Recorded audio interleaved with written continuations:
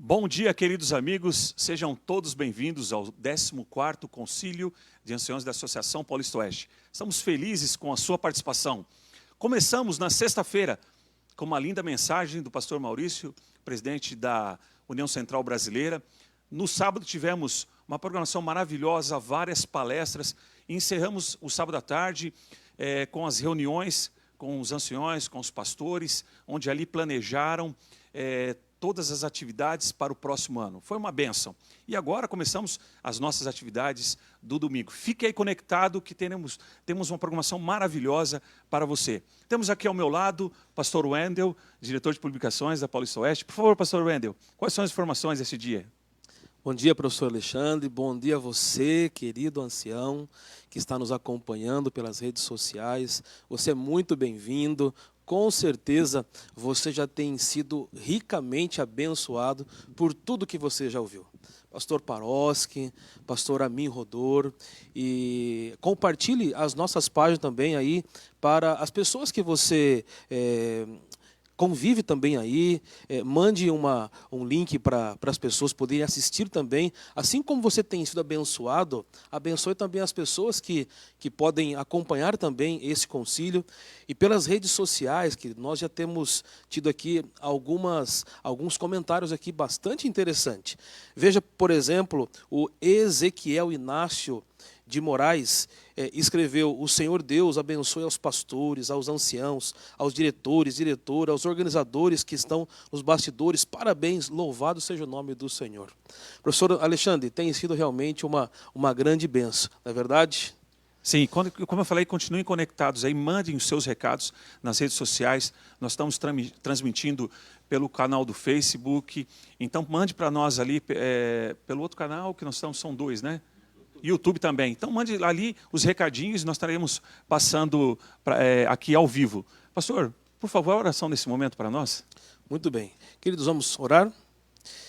Senhor Deus, bom Pai que estás nos céus, louvado e engrandecido seja o teu santo nome, Senhor. Obrigado, Pai querido, porque o Senhor é bom e a sua misericórdia dura para todo sempre. Nós temos tido, ó Pai, uma programação extraordinária, enriquecimento espiritual de grande valor, e nós queremos pedir que o Senhor continue abençoando todas as pessoas que estão ouvindo, todos os palestrantes, ó Deus, para que este dia continue sendo uma bênção para todos nós. Cuide, ó Pai, dos nossos familiares, dos nossos queridos, de maneira muito especial. Abençoe todos os nossos líderes aqui da nossa querida Paulista Oeste. Tudo isso nós te pedimos em nome de Jesus. Amém. E neste momento nós queremos convidar o presidente da nossa associação, Paulista Oeste, pastor Acílio. Por favor, pastor. Oi, pessoal. Bom dia. Espero que tenham tido uma gostosa e segura e tranquila noite de descanso. Nós recebemos tantas notícias das atividades inúmeras do dia de ontem e tanto agradecimento e tanta menção elogiosa. Nós somos gratos a você pela sua bondade. Contudo, vamos lembrar que quem produz essas coisas, quem mantém a sua obra no ar é o Senhor da glória, nosso bom Deus. A Deus toda a glória, a Deus todo agradecimento. Nós recebemos tantas visitas, como mencionaram os nossos colegas agora, e eu quero destacar que alguns visitantes da nossa página, tanto no Face quanto no YouTube, são até membros de outras denominações que participam ativamente ali no envio de mensagens. Muito obrigado, Deus acompanhe você. Recebemos até pelo menos uma citação respeitosa de alguém que é católico e colocou ali a Ave Maria. Nós respeitamos muito a sua fé, seja sempre bem-vindo. No encontro de anciãos de ontem à noite, na reunião de planejamento com os pastores, mas foi tanta notícia boa, tanta foto bonita. Alguns pastores com anciãos trabalharam 1h30, 2 horas, já estava pronto o planejamento. Outros precisaram de mais tempo. Alguns, no encerramento da reunião de planejamento, tiveram um gostoso lanche, ou acho que até mais do que lanche, com os seus anciãos, e a reunião foi muito feliz. Esse tipo de encontro de confraternização é muito importante que ocorra em nosso meio. Também quero destacar o cuidado que todos tiveram com o uso de máscaras, e nós aqui usamos máscaras, e também com assentar-se no auditório, respeitando a distância regulamentar que as autoridades recomendam. Em alguns casos, houve anciãos que não puderam participar da reunião presencial e participaram usando o aplicativo Zoom. Em todo caso, em todo lugar, em todo momento, siga as orientações das autoridades de saúde. E se alguém for acometido por essa peste perniciosa que ataca o mundo e alcança o nosso país, também devemos orar pelos nossos irmãos e amigos que foram acometidos deste mal. A maior parte deles tem superado a enfermidade, porque tem um organismo forte, um sistema de alimentação e de vida muito saudável. Deus abençoe a todos e esteja em todo lugar. Bom, este concílio de anciãos, tradicionalmente, é uma ocasião de enriquecimento pessoal. É para o seu crescimento, tanto na sua atividade religiosa pessoal, quanto na sua ação de liderança junto à igreja. Sei que há muitas pessoas assistindo que não são líderes de igreja, mas nós desejamos que você também seja beneficiado pelo conteúdo do nosso concílio. Esta será uma manhã extraordinária, com convidados que grandemente contribuirão para o aprimoramento do nosso ministério. Quero lembrar também que no próximo sábado à tarde teremos uma outra reunião, também via internet, já com todos os oficiais da igreja. Chama-se Apoio. APO, integrando oficiais. E no outro final de semana, teremos nossa regional de treinamento, Marco, em que nós teremos 17 salas funcionando aqui na associação. Ao invés de uma só transmissão, como estamos fazendo agora no Concílio de Anciãos, nós teremos daqui a 15 dias 17 transmissões ao mesmo tempo. Uma parafernália de equipamentos, uma quantidade de operadores e de assistentes.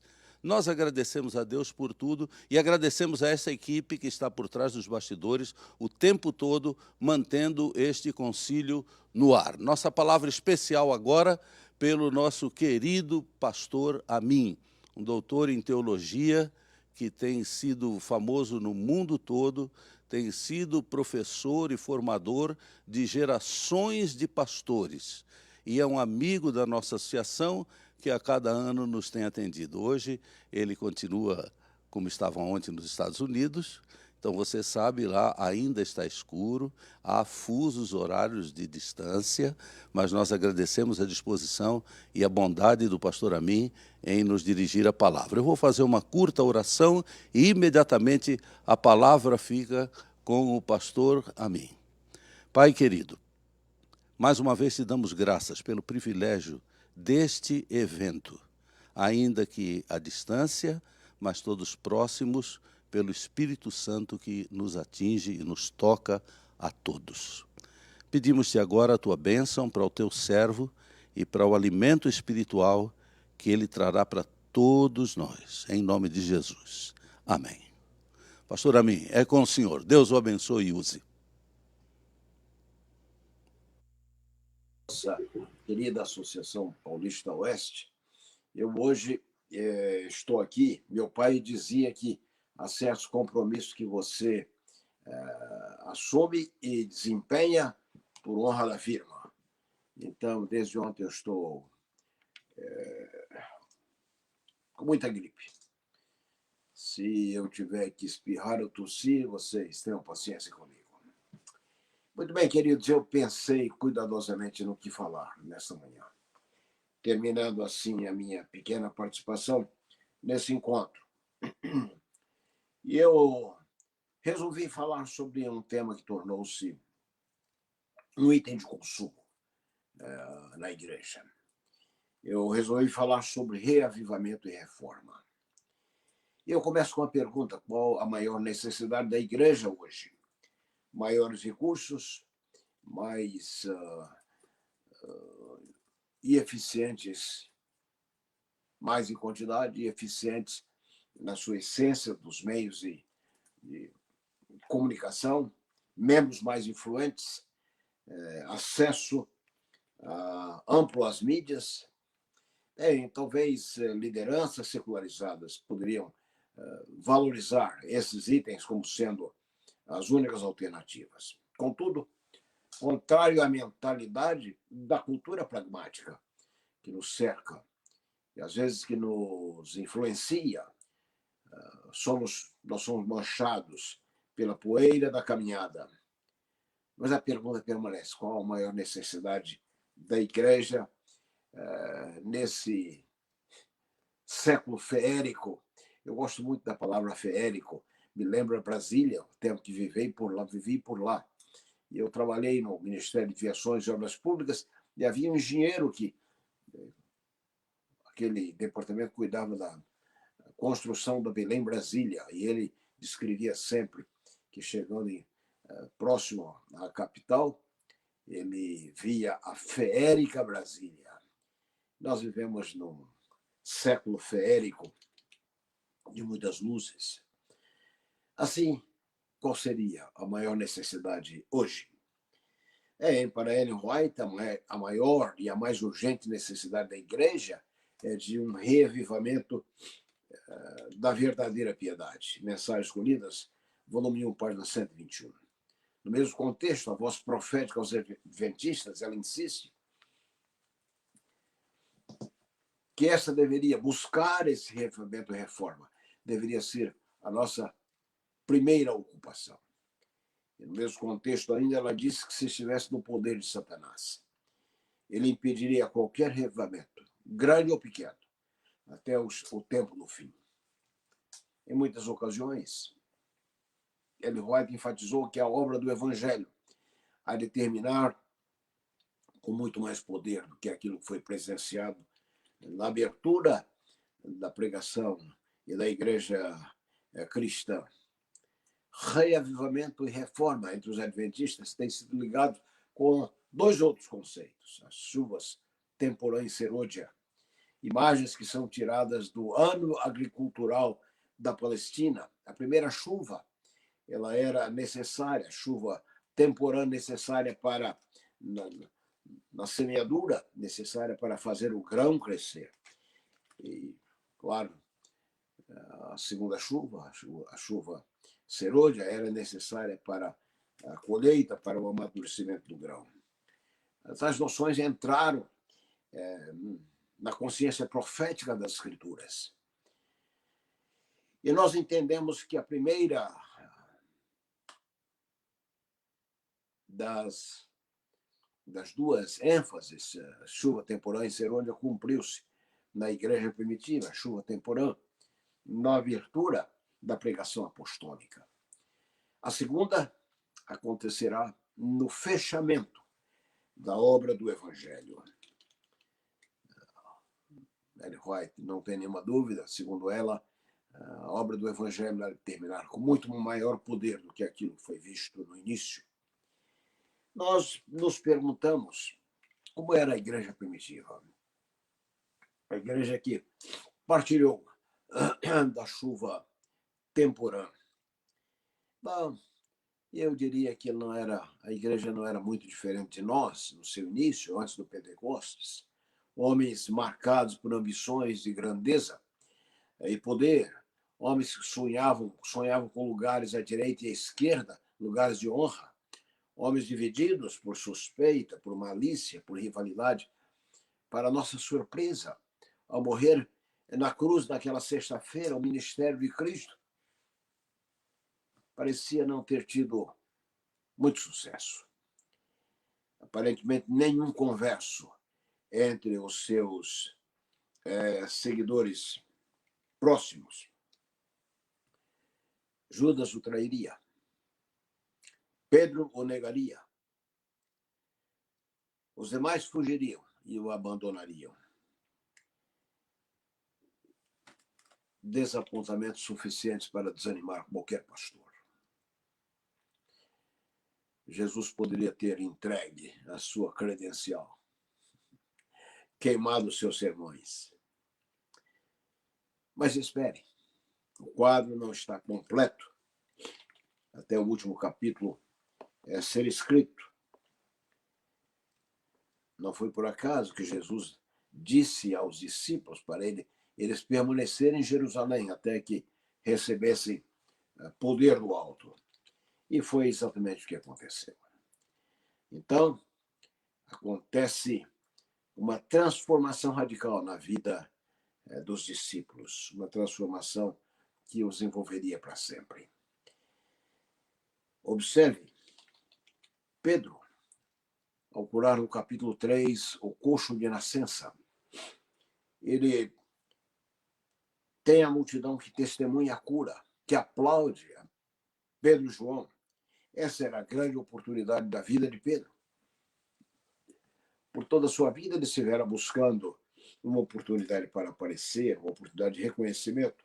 Mas,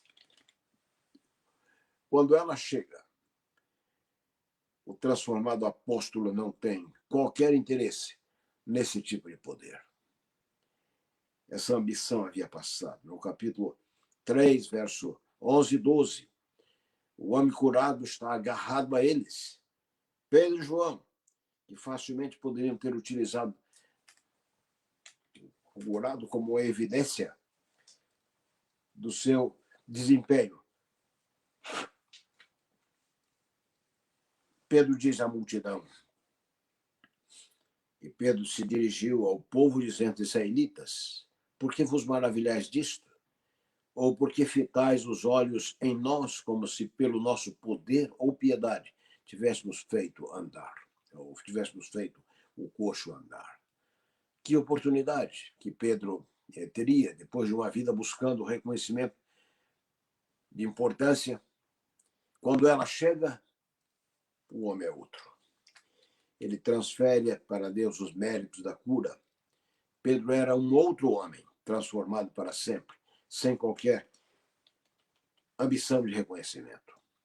Atos 17, verso 6, diz que esses homens, testemunho dos inimigos, esses homens têm transtornado o mundo e chegaram até aqui. Transtornado o mundo. Literalmente, essa expressão significa virar o mundo de cabeça para baixo. Esse foi o resultado da ação desses discípulos transformados. Então, nós perguntamos, e a igreja hoje? Como é a igreja hoje? Seus representantes? Bom, eu diria que a igreja hoje não é muito diferente daquilo que nós encontramos inicialmente na igreja primitiva. Dividida por ambições seculares, busca de poder, de manobras muitas vezes eclesiásticas, nada de novo. Necessidade de reavivamento e reforma não é, contudo, ênfase nova. Desde os dias de presidentes tais como Roberto Pearson, posteriormente Neil Wilson, e agora o seu filho Ted Wilson, reavivamento e reforma não é nenhuma pauta nova na agenda da igreja. Alguns dos líderes da igreja, desde o tempo de Roberto Pearson, um grande e poderoso líder espiritual dos adventistas, enfatizaram a mesma coisa, a necessidade, no início dos seus mandatos, iniciaram a necessidade de reavivamento e reforma. Livros foram escritos sobre o tópico. Um deles eu me lembro, porque o reavivamento demora. Um outro livro foi publicado por Neil Wilson e George Rice. Esse foi meu professor na Andrews, depois transferido para o White State. Publicou um livro com o presidente Neil Wilson sobre reavivamento e reforma. Eu fiquei impressionado com esse livro, porque nele aparece uma carta aberta aos adventistas de todo mundo, escrita por Neil Wilson. E ele começa a carta com a expressão Dear Fellow Believers, queridos irmãos de jornada, eu tenho acompanhado, diz ele na carta, tenho acompanhado o sucesso da igreja em muitas áreas. Mas ele acrescenta, com uma aura de tristeza ou de frustração, ele diz, mas eu estou convencido de que algo está faltando. Algo está faltando. O que falta? A presença e o poder do Espírito. No início do meu ministério, há muitas décadas atrás, ou algumas décadas atrás, eu li na revista O Ministério um artigo cogitando qual seria a grande surpresa de Ellen White se ela ressuscitasse hoje. Bom, falecida em 1915, o que mais a surpreenderia se ela ressuscitasse hoje? O número de hospitais? O artigo cogitava. Escolas, universidades, milhares de alunos matriculados, casas publicadoras, prédios, distribuição de milhões de livros e revistas, avanços em muitas áreas. Mas o artigo dizia que nada disso a surpreenderia. O artigo dizia, sua grande surpresa seria encontrar a igreja ainda aqui. Desde o final do século XIX, ela observou que a igreja estava já nas margens do Jordão para cruzar o último obstáculo para a Terra Prometida. Mas ainda estamos aqui. Qual o estado da igreja hoje? Eu dizia antes, não muito diferente daquilo que era a igreja primitiva, nos dias de Pedro, Paulo e os apóstolos, dividida por ambições, vítima a igreja de muitas invasões. Em 1992, o pastor Enoque de Oliveira, um poderoso líder da igreja, já então, nessa época, 92, aposentado, ele foi o primeiro presidente da divisão sul-americana, vice-presidente da Associação Geral. Então, poucos meses antes da sua morte, ele pregou um poderoso sermão em Curitiba, com o título Cavalo de Troia na Igreja. O seu foco era nos inimigos que se infiltram na igreja, particularmente a sua ênfase tinha que ver com o liberalismo. Hoje, a igreja, contudo, está sendo atacada por diferentes inimigos. Há muitos outros. O liberalismo é um deles, mas há muitos outros. Há os perigos da direita, os perigos da esquerda. E assim vivemos no tempo de muitas forças contrárias. Nós temos que lidar com posições, contraposições, disposições, indisposições, predisposições, oposições, interposições. E a lista poderia continuar. Seria, contudo, um grave engano procurar encontrar culpados e nos esquecer de que todos nós temos nossa parcela de culpa. Quando Jesus anuncia ao pequeno grupo que havia um traidor entre eles, naquela quinta-feira trágica no cenáculo, o grupo de discípulos fica devastado. Um traidor? Quem seria?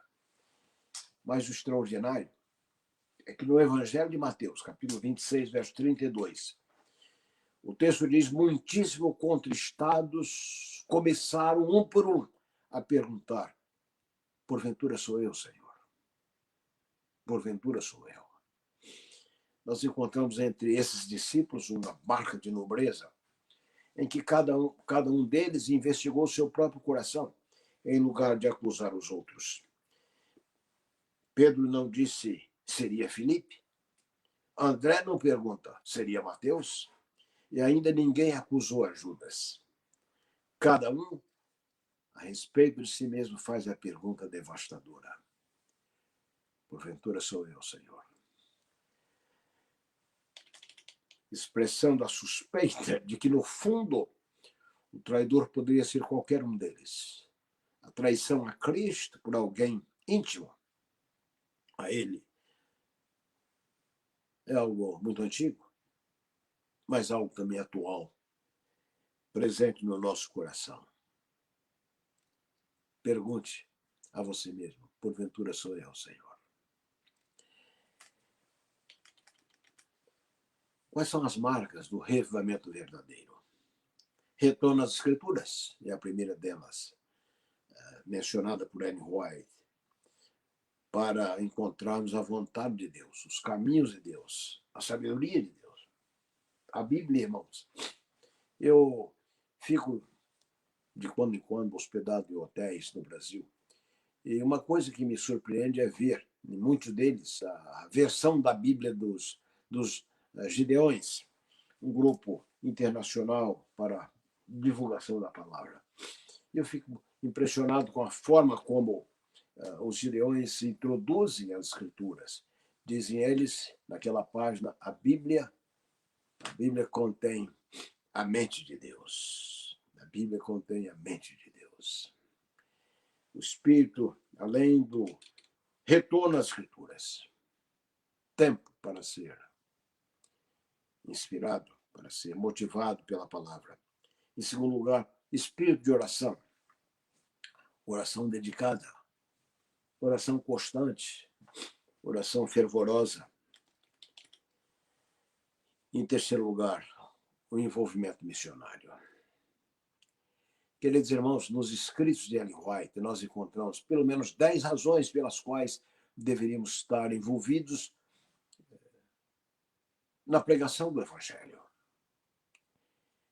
Ela diz que nosso envolvimento é um remédio, um antídoto contra a frieza espiritual, contra a mornidão, contra o desânimo, contra o espírito de crítica, e assim 10 razões pelas quais ela julga que deveríamos estar envolvidos na pregação do Evangelho. Mas, para mim, a razão mais bela para estarmos envolvidos na pregação do Evangelho, Ellen White diz, é porque esta é a melhor forma de aguardar o retorno de Cristo.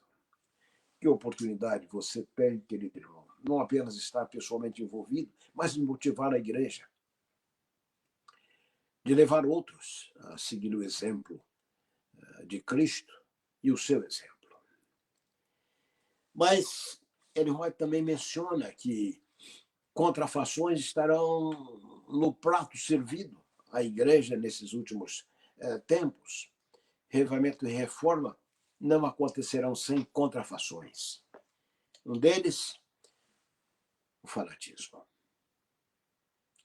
O fanatismo é um problema muito sério, porque ele dá a impressão de piedade. E facilmente nós podemos ser enganados por essas vozes. E nós sabemos, conhecemos disto aí no Brasil de muitas formas. Elas vêm de muitas maneiras. Ellen White menciona ainda os pregadores da nova luz. Nova luz. Há muita gente envolvida com essa mentalidade, muitos pregadores. E hoje, com a internet facilitando o acesso no coração das famílias adventistas, essas vozes estão ativas, mais que nunca. Nós encontramos entre eles os matemáticos adventistas. Apesar de toda a advertência de Cristo, de que aquele dia e hora ninguém sabe, poderiam essas palavras ser mais claras. Ellen White menciona que não há mais tempo marcado para os adventistas. Eu ouvi uma dessas vozes explicando, ou querendo explicar o que isso quer dizer. Bom, eu não preciso de nenhuma explicação, é muito claro. Dia e hora ninguém sabe. Então, marcar para 27, 30, 32, tais tentativas estão contrárias, em choque com as palavras do próprio Cristo. Mas, levando em conta o despreparo de muitos adventistas, com facilidade estas vozes têm tido algum sucesso. Não faz muito tempo, eu fui solicitado para falar sobre vida no campo, nos escritos de Ellen White, porque havia um pregador insistindo e tentando influenciar irmãos a deixarem suas propriedades, a venderem de qualquer forma e mudarem para o campo. Bom, a questão, eu mencionei numa dessas apresentações, é que quando Ellen White fala de vida no campo, ela fala de dois aspectos que devem ser levados em conta. Ela fala de vida do campo como um estilo de vida. E ela falou disso a partir da década de 70 do século XIX, 76, estilo de vida. E ela falou como uma necessidade final escatológica. Então, essas coisas não podem ser confundidas. Mas o mais surpreendente para mim era de um cavaleiro tentando influenciar irmãos de São Paulo e do interior de Pernambuco, do Piauí, para largarem suas propriedades, venderem de qualquer forma e mudarem. Desconhecia o que Ellen White fala do cuidado que se deve ter numa medida dessa. Mas o mais curioso ainda é que o cidadão que fazia esse tipo de defesa de vida no campo, aonde ele mora, essa era a pergunta que você deveria fazer. Porque se alguém me diz que eu devo mudar para o campo, eu queria saber aonde ele mora. Palm Beach, Flórida, um dos lugares mais povoados, centro de turismo, perto de Daytona Beach, não muito longe da Disney World. Esse é o cidadão que está aconselhando os irmãozinhos de Pernambuco, Ceará, Piauí, a deixarem suas propriedades. Ellen White fala de vida no campo como estilo de vida. Você deve levar isso em conta. E ela fala, então, como sendo uma situação escatológica. Apenas um texto desse oferece essa alternativa. E um cavaleiro aí do Brasil, acostumado a fazer suas contestações, ele disse que esse texto está desalinhado. O texto não está desalinhado. Usando aquela surrada aplicação da cerca, do poste, fora do rumo, essa citação de Ellen White está perfeitamente ajustada com aquilo que ela diz. Só que ela não está falando aqui mais de estilo de vida. Ela está falando de uma necessidade escatológica. Eu dizia, a internet popularizou uma enorme quantidade destas contrafações, dessas vozes. Não faz muito tempo, um cavaleiro desses aí escreveu os livros do Apocalipse, interpretação do Apocalipse, interpretação dele mesmo. E ele falava dos 7 reis do Apocalipse 17. Eu escrevi uma matéria analisando esse tipo de teoria. E eu dizia que o tempo tinha no seu útero a falência dessa pregação.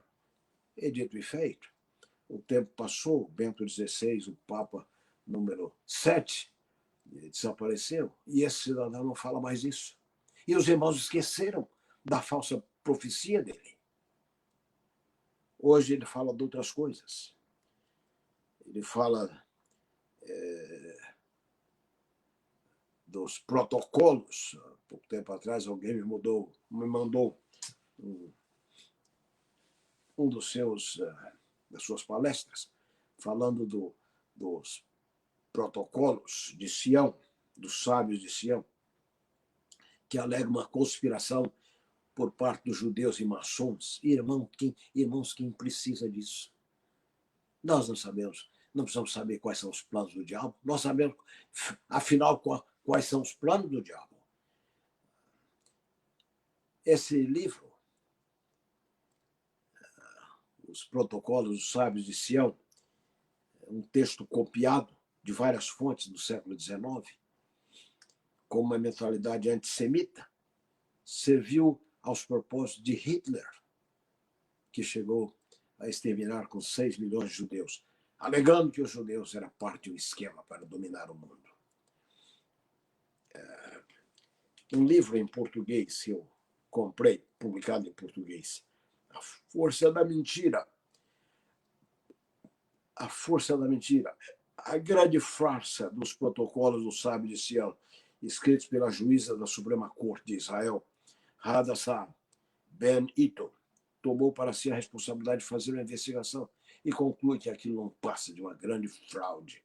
Mas o cavalheiro apresenta aquilo como se fosse o nosso profeta, apresenta aquilo como se fosse uma grande possessão que ele tem. Bom, Henry Ford financiou 500 mil cópias desse livro no seu tempo, que circulou na primeira metade do século XX, vista como a maior farsa literária do século XX. Mas o pregador, que se diz adventista, conta com a ignorância de milhares de adventistas que não sabem do que ele está falando. Segundo ele, o diabo, como Deus revela os seus planos. Imagina, e ele usa o texto bíblico, que Deus não fará nada sem revelar os seus servos, os profetas. Ele usa esse texto para dizer que o diabo também se revela. Imagina, ainda que fosse verdade. Não é verdade, porque o diabo, na Bíblia, é visto como o príncipe das trevas. Ele trabalha nas trevas. Mas ainda que fosse verdade, e por que haveríamos de crer naquilo que o diabo, nas revelações do diabo para o tempo do fim, uma vez que, segundo Jesus, ele é mentiroso e pai da mentira. Note, irmãos, nós não precisamos de fato desse tipo de informação. E eu realmente fico surpreso que alguns irmãos ainda perdem tempo para ouvir esse tipo de vozes.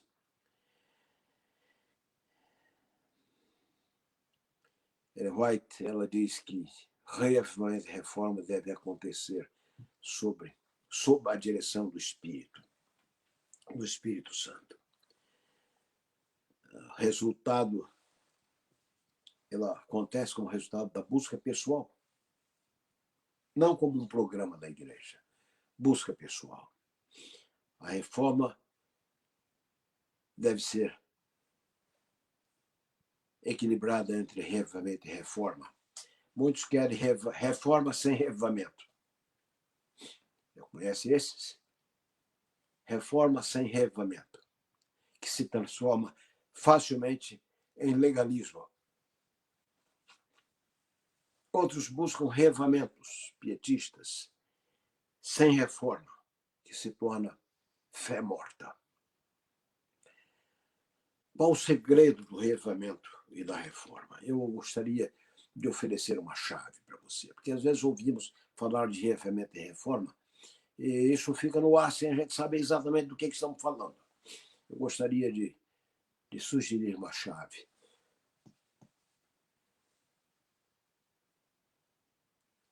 Nos últimos tempos, ao falar de reavivamento e reforma, eu tenho dito que a chave para o reavivamento e reforma é integridade espiritual.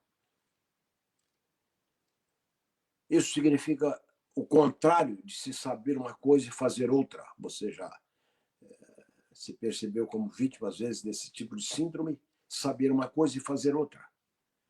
Eu não poderia enfatizar isso, porque se você não lembrar de mais nada, lembre-se disso, que um grande obstáculo ao reavivamento e reforma é saber uma coisa e fazer outra. Saber uma coisa e fazer outra. Quais são os grandes inimigos? De outra forma, grandes inimigos da reavivamento e reforma seriam multiplicidade e dualidade. Pense nessas duas palavras, multiplicidade. Você já viu esses humoristas da televisão? Um deles tem mais de 100 personagens que ele interpreta. E você não sabe, finalmente, quem é esse homem. Alguns cristãos, eles são vítimas da multiplicidade. Dependendo da circunstância, dependendo do local, dependendo de com quem ele esteja, ele se comporta de uma forma. Multiplicidade. E, ao mesmo tempo, dualidade. A falta de sinceridade.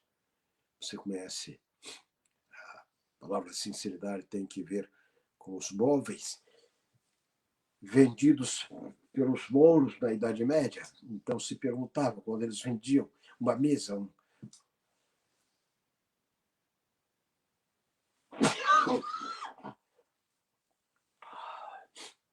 um móvel, eles perguntavam se esconceira ou sineceira. Isto é, porque às vezes a madeira tinha falhas e os mercadores completavam aquilo com cera. Com o tempo, com o calor, a cera derretia e os defeitos apareciam. Sinceridade.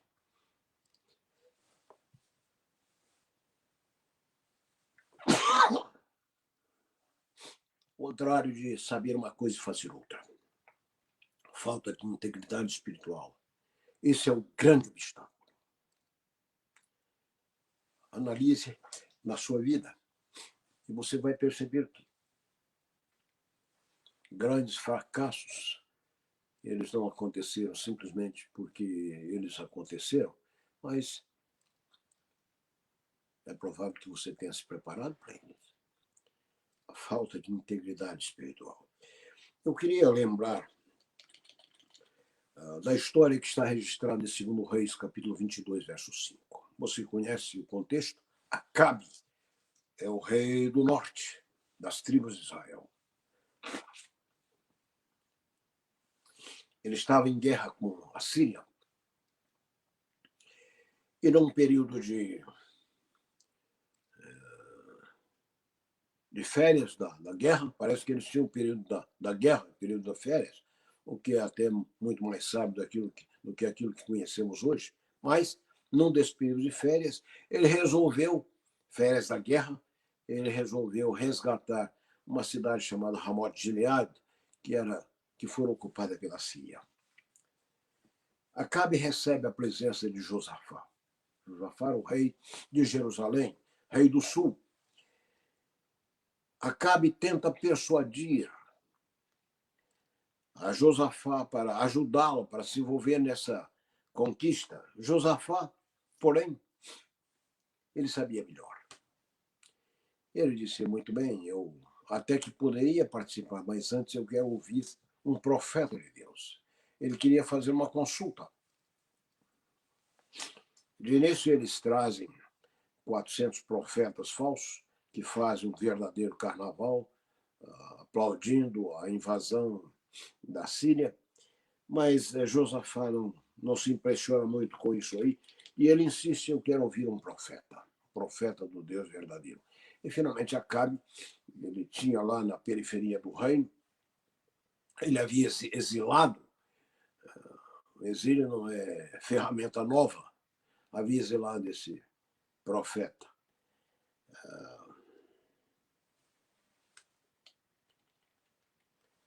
Micaías, e ele chama. E depois o profeta, depois de alguns contrapontos, o profeta, preto no branco, ele diz, essa é uma batalha perdida. Eu vi você, Acabe, que vai tentar se disfarçar para não ser identificado pelo inimigo. Eu vi você sendo ferido por uma flecha perdida. Seu sangue sendo lambido pelos cães. Que prognóstico, que previsão fria. Batalha perdida. Josafá ouviu o profeta. Você sabe o que é estranho essa história para mim? Uma das mais estranhas das Escrituras. É o fato de que Josafá, o homem que queria ouvir a voz de Deus, Deus lhe dá o testemunho de que aquela batalha estava perdida. Veio os exércitos dispersos. E assim mesmo, ele vai. Você pode entender isso? Essa é uma daquelas formas humanas de se manifestar, e inexplicável o comportamento do rei Josafá, conhecendo o que Deus havia dito sobre aquela batalha. Ele não cria, porque ele pediu para escutar a voz de Deus. Isso é o que eu chamo de saber uma coisa e fazer outra. Saber uma coisa e fazer outra. Esse é o grande inimigo do reavivamento e reforma. E eu termino lembrando de que eu conheci aqui na América uma psicóloga conhecidíssima, doutora Laura Schlesinger. Doutora Laura tem um programa ao vivo, e aquilo é, claro, gravado e reproduzido em muitas emissoras, mas ela tem uma audiência de 20 milhões de pessoas diariamente. Quando vivia no Canadá, eu ouvia o programa que era irradiado de uma das difusoras aí da região onde a gente morava. E, consistentemente, essa irradiação coincidia com o tempo em que eu estava vindo de Oshawa, onde eu morava, para o centro de Toronto, onde estava a minha igreja, a igreja que eu pastoreava. E numa dessas manhãs, eu frequentemente, dependendo da pergunta, eu colocava o carro na local de parar carros, marginal, e eu parava o carro para ouvir a resposta dela a determinadas situações. Para você entender aquilo que eu vou dizer, você deveria saber que a doutora Laura, ela sugere que alguém que se tenha divorciado não deveria pensar num novo casamento antes de 2 anos para curar as feridas, para se recompor a vida.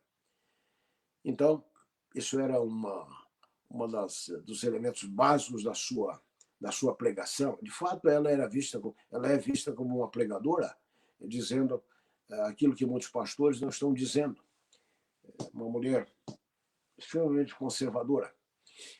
Para você ter uma ideia, eu me lembro de uma ocasião em que eu descia aí e o indivíduo telefona para ela. Não é o caso que eu vou terminar contando. Mas alguém telefona para ela dizendo: doutora Laura, eu tive um acidente de carro e a minha esposa se tornou quadriplégica. Estou pensando em me separar dela e arranjar uma nova esposa. A doutora Laura, depois de um segundo de silêncio, ela diz: você casou numa igreja? Ah, sim, eu casei numa igreja, casamos numa igreja. Você se lembra das palavras do sacerdote, do pastor, do padre, na abundância, na escassez, na doença, na enfermidade? E continuou fazendo referência ao voto matrimonial comum nos casamentos. E o cidadão, ele cai na bobagem de dizer: mas eu não creio mais nisso. Aí eu tinha que parar o carro para ouvir a resposta dela integral. Ela disse: você crê em honra, você crê em decência, você crê em compromisso? E ela continuou falando pelo menos uns 10 adjetivos aí. E aí, do outro lado, o camarada simplesmente desliga a ligação. Esse é o tipo de reação da doutora Laura a grandes dos problemas da comunidade americana, canadense, aqui do mundo do hemisfério norte. Muito bem. Então, dito isso, eu mencionei que ela insiste que alguém que se divorcie não deveria pensar num outro casamento em menos de 2 anos. Então, nesse dia, estou descendo de Toronto de Oshawa para a minha igreja no centro de Toronto. E esse cavaleiro telefona, uma mulher telefona e diz: doutora Laura. E ela começa jogando flores. Doutora Laura, eu aprecio muito a sua posição, aprecio muito seus livros, seus CDs, seus artigos. Tenho todos eles, tenho lido todos eles, tenho sublinhado, fazem parte das minhas devoções. Eu devo dizer que a doutora Laura, ela é Jewish, ela é judia. Então, essa mulher que conhecia tudo, que tinha todos os livros e artigos e CDs, apresenta a sua admiração pelas posições da doutora Laura. Certamente ela conhecia essa história, a posição do casamento apenas depois de 2 anos, depois de um divórcio. A doutora Laura, então, interrompe o silêncio. Ela diz, muito bem, o que eu posso fazer por você? E a mulher diz, bom, eu me divorciei tem 6 meses. E estou casada com esse homem agora há 3 meses. Isso quer dizer que ela negligenciou a premissa básica da doutora Laura. Me divorciei há 6 meses, tem 3 meses que me casei com esse marido. E nessa semana, limpando a casa,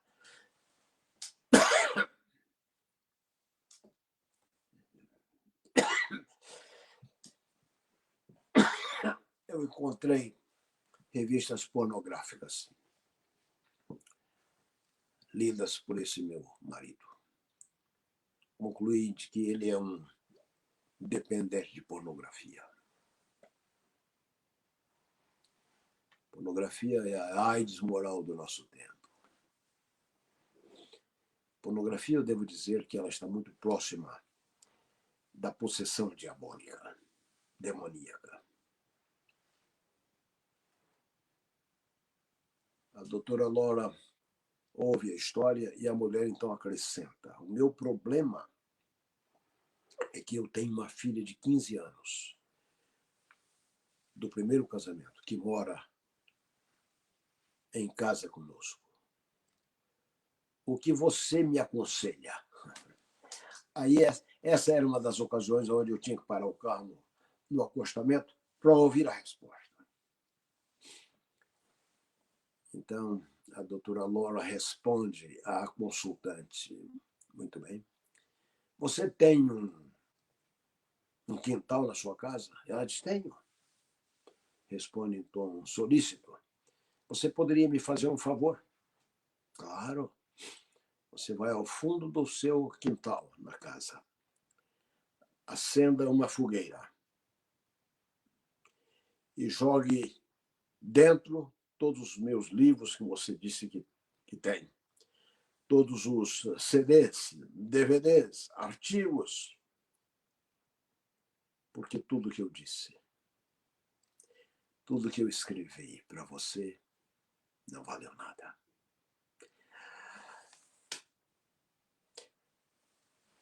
Vem na mente, bate na minha cabeça com muito mais justiça.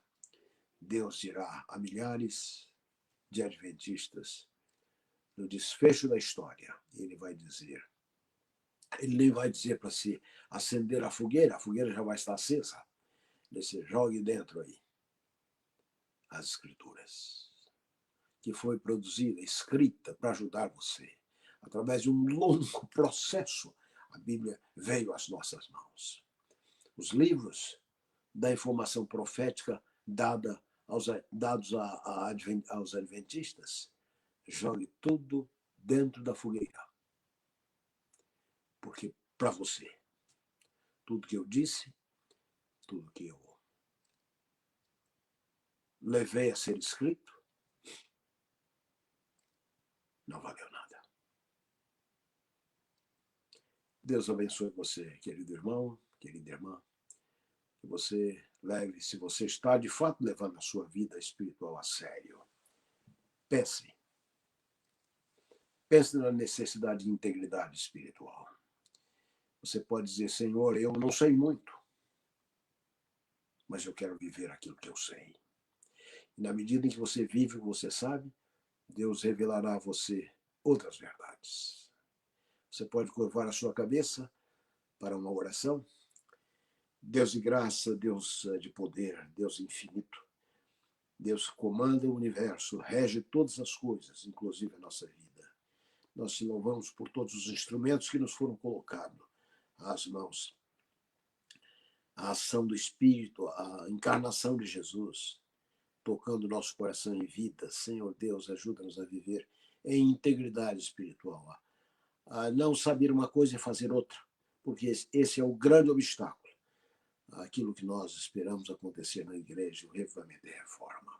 Abençoa os queridos irmãos dessa Associação Paulista Oeste, abençoa a sua liderança e que a graça divina nos acompanhe a todos, Senhor Deus, e estamos aguardando o dia do nosso encontro com Jesus e o reencontro com tantos amigos, irmãos e parentes que nos deixaram ainda aqui. Senhor Deus, guarda-nos a todos para os seus propósitos, nós pedimos em Jesus. Amém. Mais uma vez dizemos amém, Deus seja louvado. Muito obrigado, pastor Amin, pelo seu esforço em atender de uma maneira, como sempre, ímpar, diferenciada, esse grupo de líderes que lhe assistem nessa hora. Há um crescimento espiritual como resultado do seu trabalho. Nós também nos lembramos aqui de enviar um abraço caloroso à Rita, sua esposa querida, aos filhos, a Dida, o Lucas, que foi pastor aqui na Oeste, e ao Michael, que é sempre um menino querido de todo mundo. Deus o abençoe e o recompense, pastor. Por favor, nossos colegas do escritório com as saudações. Ok. Deus seja louvado por tudo que nós vimos e ouvimos. Com certeza você tem sido ricamente abençoado aí com as mensagens que você tem ouvido. E é sempre uma alegria ouvirmos o pastor Amin Rodor. Nós queremos continuar aqui com a nossa interatividade. E aqui algumas pessoas que estão nos mandando mensagem pelo Facebook. Veja, por exemplo, a irmã Solange, lá da nossa igreja de Pracinha.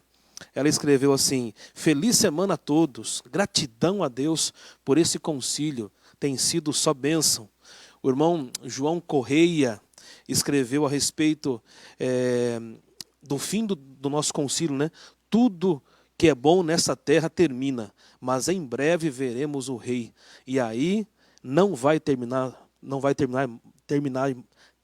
mais. Boa semana a todos da Paulista Oeste. A Eliane também escreveu: bom dia, que a paz e o Espírito repousem em cada pastor, cada palestrante, cada ancião, que a nossa entrega seja total a Deus. Deus seja louvado por tudo. Professor Alexandre, tem mais pessoas falando conosco aí. Sim, está muito legal, pastor, ver toda essa interatividade. Não esqueça, mande para nós esses recadinhos, nós estaremos lendo aqui ao vivo. Eu tenho aqui, pastor, o Helder mandou que o grupo de Tupã está todo reunido ali, assistindo a programação. Pastor Tiago Zorato, de Lins conectado. Pastor Gerson, diz aqui, Barretos conectado também. O irmão Sandoval, ancião de José Sampaio, está ali ligado no programa.